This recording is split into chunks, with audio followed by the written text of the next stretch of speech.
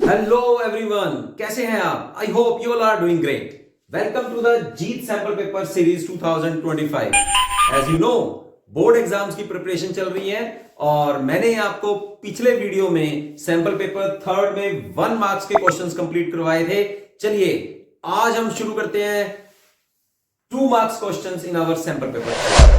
This is Dr. RPS Toor from the Quest for Maths। इसी एक platform पर you can have expertise mathematics knowledge from school to college and competitions।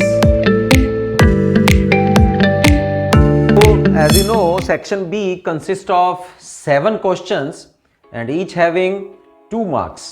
तो यहां से हमें section B में 14th marks जो हैं that will be easy marks to get। Section B का फर्स्ट क्वेश्चन हम लोग स्टार्ट करते हैं, that is in serial wise. It is question number 3rd। If A matrix is given to you as 1 0 2 0, B matrix is 0 0 1 2, prove that their product is a zero matrix but B A is not a zero matrix. तो सबसे पहले आप लोग यहां A B matrix की multiply कर लीजिए, 1 0 2 0 and 0 0 1 2। सो यहां मल्टीप्लाई करते हैं हम लोग इसकी रोज और यहां columns. 1 into 0 0 into 1 is 0, 1 into 0 0 into 2 is 0, 2 into 0 plus 0 into 1 is again 0, 2 into 0 0 0 into 2 is 0। तो ए बी मैट्रिक्स की मल्टीप्लीकेशन जो है that is a zero matrix. B A matrix निकाल लेते हैं। अब B A matrix is 0 0 1 2, B पहले आएगी और 1 0 2 0। तो इसकी मल्टीप्लिकेशन करते हैं हम लोग रोज एंड कॉलम वाइज। तो 0 multiply with this, 0 with this, तो have first element as 0, 0 with this, 0 with this, we have 0, 1 with this, 2 with this, you have 5, 1 plus 4 5, 1 0 2 0 0। तो ये जो है जीरो मैट्रिक्स नहीं है because we have a non zero element here 5। तो A B matrix जो है उसकी मल्टीप्लिकेशन एक जीरो मैट्रिक्स आती है, बी ए मैट्रिक्स की मल्टीप्लिकेशन जीरो मैट्रिक्स नहीं आती। That is asking to prove these 2 results. Second question है सेक्शन बी में, serial number is 4th question. तो यहां आपको गिवन है y is equal to tangent x and is asking you to find out d square y over D X square. तो y की value हमारे पास है टेंजेंट x, फटाफट से इसका डेरिवेटिव कर दीजिए, dy by D X is secant square x। तो डबल डेरिवेटिव करेंगे D square Y over D X square. सबसे पहले इसका डेरिवेटिव कर रहे हैं सीकेंट स्क्वायर का, तो आ जाएगा 2 secant x into derivative of, पहले तो इसका पूरे का आ गया 2 सीकेंट x, अब सीकेंट x का निकालते हैं डेरिवेटिव। ठीक है, तो यहां बन जाएगा 2 secant x into secant x tangent x। ठीक, तो मल्टीप्लाई करेंगे 2 secant square x into tangent of x। तो ये हमारे पास 4th क्वेश्चन का आंसर बनता है। चलते हैं 5th क्वेश्चन की ओर। 5th क्वेश्चन में prove that y is equal to this is strictly increasing in its domain. देखिए, डोमेन अगर आपको ना गिवन हो तो आपको डोमेन क्या माननी चाहिए? Set of real numbers. तो एक्सपोनेंशियल फंक्शंस के लिए हमेशा जो स्ट्रिक्टली इंक्रीजिंग आंसर आता है that will be from minus infinity to infinity set of real numbers, varies from minus infinity to infinity. देखिए, चेक करते हैं स्ट्रिक्टली इंक्रीजिंग के लिए क्या होता है हमारे पास, जो डेरिवेटिव है एफ डैश एक्स यानी कि D Y by D X that is always greater than equal to 0। तो इसका डेरिवेटिव करेंगे तो क्या आएगा, 2 into 2x plus 3 that is greater than 0। और you can also say that 2x plus 3 is greater than 0। अब यहां एक्सपोनेंशियल फंक्शंस के लिए आप लोगों को याद रखना है 4 एक्सपोनेंशियल फंक्शंस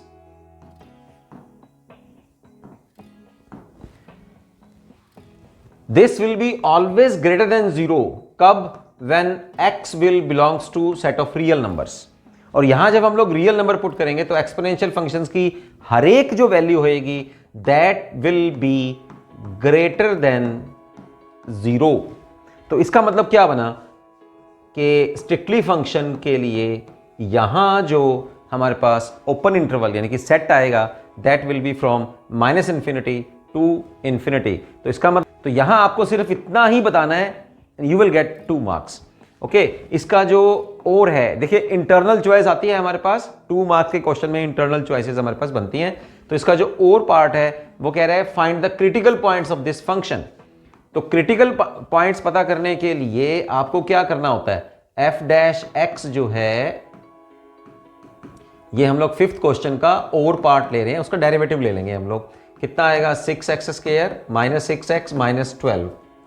ठीक है, उसको अब हम लोग क्या करेंगे, 0 के बराबर पुट करते हैं। F dash X is equal to 0, it will give you x² minus x minus 2 is equal to 0। तो यहां से आपको वैल्यूज मिलेंगी, x इज इक्वल टू, मैं डिस्क्रिमिनेंट वाला फार्मूला लगा रहा हूं, minus B plus minus b² minus 4ac, तो 8/2। तो ये आएगा 1 प्लस माइनस 3/2। तो x की वैल्यू 1 आएगी 2, है ना, 1 और 3 4/2, और 1 और माइनस 3 तो माइनस 1 आ जाएगा। तो फटाफट से आप क्रिटिकल पॉइंट्स के लिए अब यहां x की वैल्यू पहले 2 पुट करते हैं हम लोग, 2 पुट करेंगे इस फंक्शन में, तो कितना आएगा, 2 power 3 minus 3 into 2 power 2 minus 12 into 2 plus 15। ठीक है, तो यहां आएगा 8 16 माइनस 12 माइनस 24 प्लस 15। ठीक, तो यहां 16 और 15 हो जाएंगे 31। ठीक, और 12 और 24 हो जाएंगे 36। तो कितना आया, -5। तो x2 के लिए हमारे पास जो क्रिटिकल पॉइंट बना, मैं यहीं लिख रहा हूं, ये पेयर बनेगा 2 और -5 का। x की वैल्यू 2 है तो y की वैल्यू जो है वो -5 है। x अब ले लेते हैं -1 और यहां पुट करते हैं इसी फंक्शन में, 3 और 12 हो जाएंगे 27 में से 5 जाएंगे तो 22 आएंगे। तो सेकंड पेयर जो बनता है दैट इज 22। अगर आप इस चैनल पर नए हैं तो जल्दी से इस चैनल को सब्सक्राइब कर लीजिए, अपने दोस्तों को, अपने फ्रेंड्स को आप अपने व्हाट्सएप ग्रुप में, टेलीग्राम ग्रुप में, फेसबुक ग्रुप में, इंस्टा में आप इस चैनल के मटेरियल को, इस कंटेंट को आप शेयर कर दीजिए। उन बच्चों को डिटेल में ये काम करना है, उनकी ये हेल्प हो जाएगी और इस तरह से आप इस चैनल को बूस्ट करने में भी हेल्प कर पाएंगे। तो चलते हैं फिर हम लोग 6 क्वेश्चन की ओर। Question 6 is you have to evaluate this integration e power x, inside the bracket you have another function x minus 1 divided by x square and you have to make the integration of this function. So यहाँ ये function देखिए, इसके लिए एक direct formula हमारे पास लग जाता है। What is that formula? If you have exponential function and inside the bracket you have another function and in addition with its derivative, यहाँ हमारे पास एक फंक्शन है प्लस उसका एक डेरिवेटिव है, तो इसका अगर डायरेक्ट आंसर आप चाहते हैं तो e power x fx plus a constant of integration. मतलब अगर ऐसा कॉम्बिनेशन आपके पास कहीं बनता है, बाहर एक्सपोनेंशियल फंक्शन है, अंदर जो है inside the bracket you have a function और उसका एक डेरिवेटिव है, अगर इस तरह का कॉम्बिनेशन है तो आंसर ये बनता है। तो यहाँ अब जो गिवन है हमारे पास, you have to evaluate e power x minus 1 divided by this, you can write this like this, e power x over x square will become 1 over x minus 1 over x square, और ये अपने पास बिल्कुल ऐसा बन जाएगा। क्यों? क्योंकि यहाँ जो फंक्शन है F x is 1 by x, तो जब इसका डेरिवेटिव करेंगे तो डेरिवेटिव आएगा हमारे पास -1 ओवर एक्स स्क्वायर। तो यहाँ देखिए ये फंक्शन है, ये उसका डेरिवेटिव है, तो डायरेक्ट आंसर क्या देंगे फिर आप इसका, आप दे सकते हैं डायरेक्ट आंसर इसका। ठीक है, so direct answer will be e power x into the function 1 over x plus a constant of integration. तो यहां भी आपको 2 मार्क्स मिल सकते हैं। ठीक, डायरेक्ट फार्मूला लगाने के बाद भी आपको 2 नंबर मिल जाएंगे। अदरवाइज अगर आप इसको डिटेल में करना चाहते हैं, कहीं ये फंक्शन, कहीं ये क्वेश्चन आपको 4 नंबर वाले क्वेश्चंस में कहीं अगर आ जाए सपोज, तो आप वहां उसका डिटेल में सोल्यूशन कर सकते हैं। डिटेल सोल्यूशन में थोड़ा सा जो है मैं आपको आइडिया दे देता हूं। देखिए उसमें डिटेल सोल्यूशन आपके पास क्या बनेगा। 6th में जो फर्स्ट पार्ट है हमारे पास e पावर x, इसको आप अंदर जो है मल्टीप्लाई कर दीजिए इनसाइड द ब्रैकेट। ये हमारे पास इनसाइड द ब्रैकेट सिचुएशन है। अब इसको जब हम लोग अंदर मल्टीप्लाई करेंगे तो आ जाएगा e power x 1 over x dx minus of e power x into 1 over x square into D x. अब इसका इंटीग्रेशन बाय पार्ट्स आप कर दीजिए, taking 1 over x as the first function. तो first function as it is e power x, second function का derivative, integration by parts कर रहे हैं। First function as it is, second function का integration minus first function का derivative आ जाएगा minus 1 over x square into integration of second D x, और ये as it is रहेगा जो हमारे पास पहले था e power x over x square. यहाँ ये माइनस और माइनस प्लस हो गया, ये माइनस है तो ये दोनों फंक्शन कैंसिल हो जाएंगे। हमारे पास जो बचेगा 1 over x E x plus a constant of integration. देखो आंसर वही बन गया कि अगर बाहर ई एक्स फंक्शन है, अंदर एफ एक्स है और प्लस में उसका डेरिवेटिव है, तो हमारे पास आंसर क्या बनता है, e power x into f x. So now let's move towards its internal choice question. Internal choice question के लिए आप इसको मान लीजिए this is our I function, so 0 to pi by 2, और ये कोट एक्स है, इसको हम लोग जरा कोट एक्स को कॉस ओवर साइन कर लेते हैं, और कॉस ओवर साइन करेंगे 1 over cos x over sine x, and after taking the LCM you will get this term sin x will be in the numerator sin x dx, and in the denominator you have sin x plus cos of x।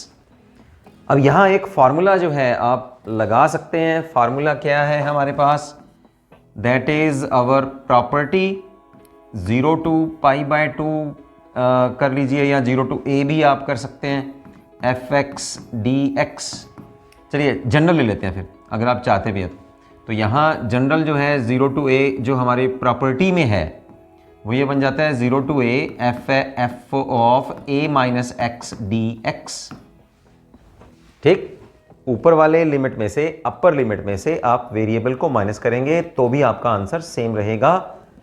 तो ये वाली property हम लोग यहां लगा रहे हैं, तो आई क्या बन जाएगा हमारे पास, एक तो ये नंबर हो गया नंबर 1।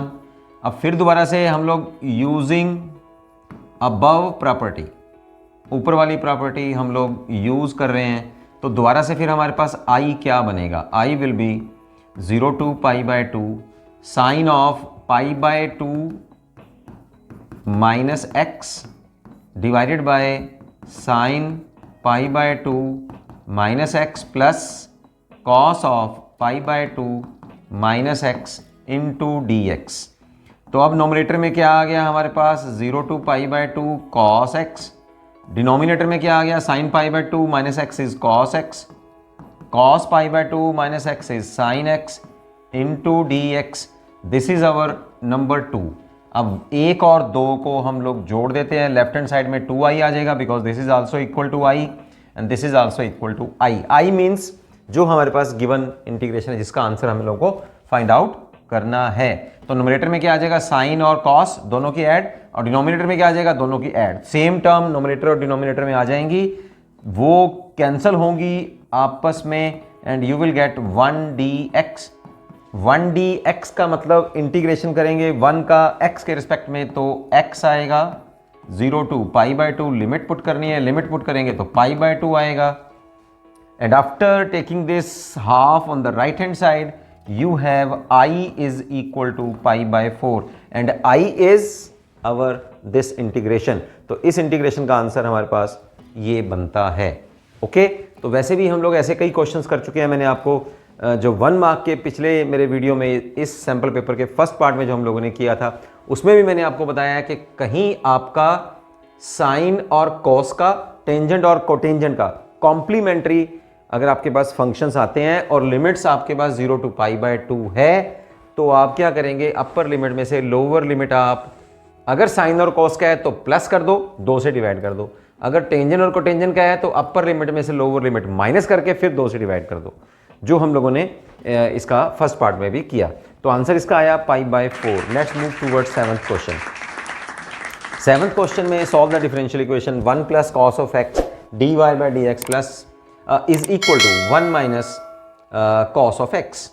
तो ये हमारे पास एक क्वेश्चन अलग से बन रहा है। 7th question,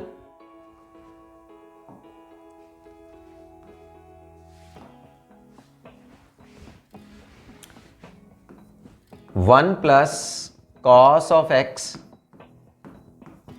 into d y by d x, this is equal to 1 minus cos of x. तो d y by d x हमारे पास आ जाएगा 1 minus cos of x divided by 1 plus cos of x. इसके ऊपर मैं formula लगा रहा हूँ, कॉस टू थीटा का फार्मूला आ जाएगा 2, 1 माइनस आ जाता है 2 साइन स्क्वायर एक्स बाय 2 और 1 प्लस आ जाता है 2 कॉस स्क्वायर एक्स बाय 2।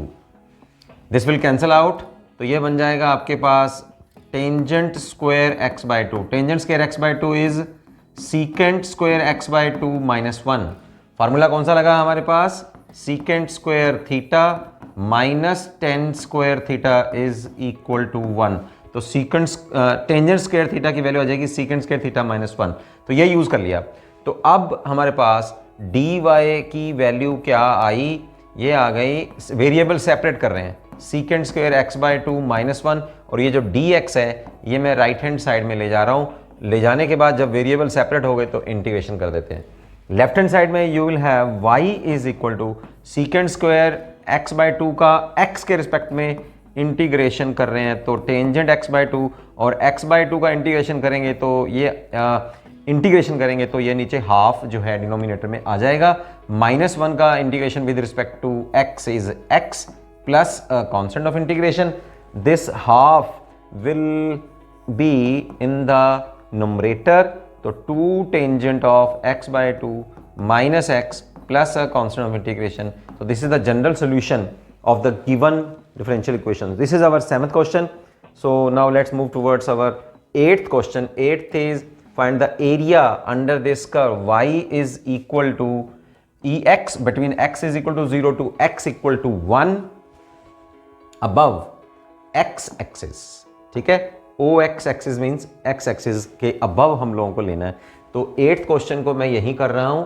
देखिए इसकी जो सिचुएशन बनती है, this is our O X यानी कि X axis, this is our Y axis, और यहाँ जो ई एक्स की कर्व होती है, that I am giving you the रफली फिगर हेयर, तो ई एक्स की कर्व इस तरह से बनती है, this is Y is equal to E X. अब यहाँ वो कह रहा है कि आपको ये कर्व किनके बीच में बाउंडेड है, between x equal to 0. So y-axis is called as x equal to 0. The equation of y-axis is x equal to 0. तो इसका मतलब एक तो y-axis given है तो ये वाली बाउंड्री होगी, दूसरी क्या बाउंड्री है, यहाँ है, तो दूसरी लाइन ये हो गई हमारे पास, this is your x equal to 1. तो कॉमन एरिया कौन सा आया, this is your the common area and he is asking you to find out the area under the curve.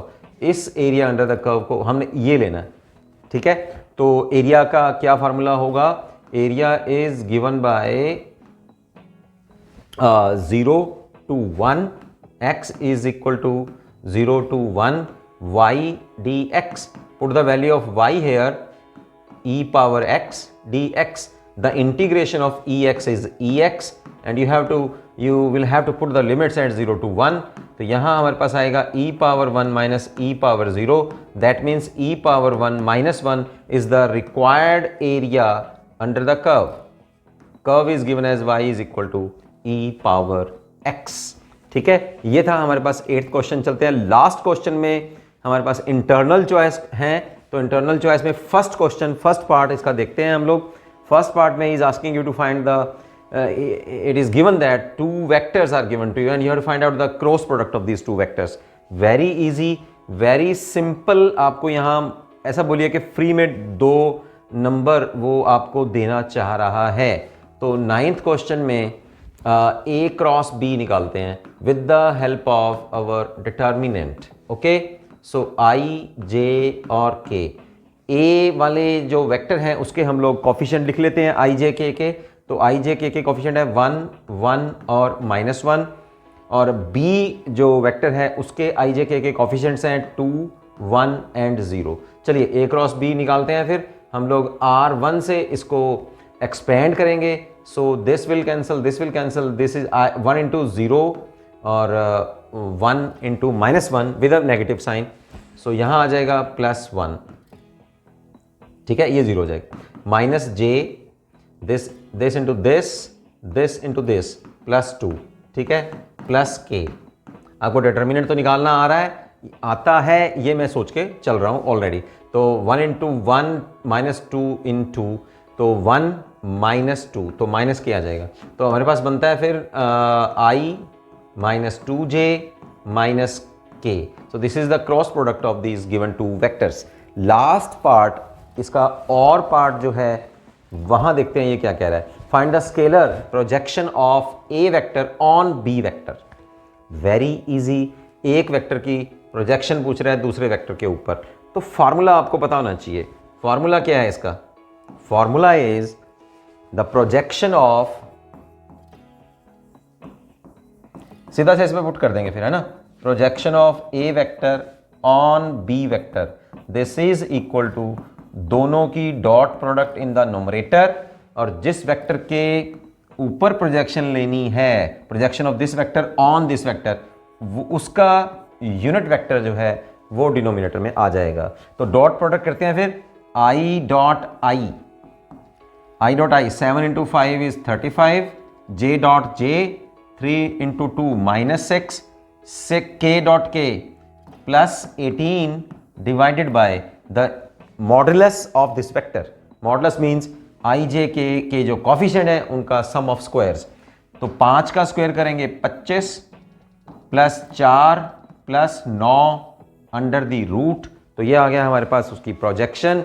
इसको अब हल कर लेते हैं, 35 और 18 में 53 और माइनस 6 जाएंगे तो 47 माइनस हो जाएगा, ठीक है, ये 13, इसका हो जाएगा 38 अंडर दी रूट, ठीक है। So this is the projection of A vector on B vector, this is your answer.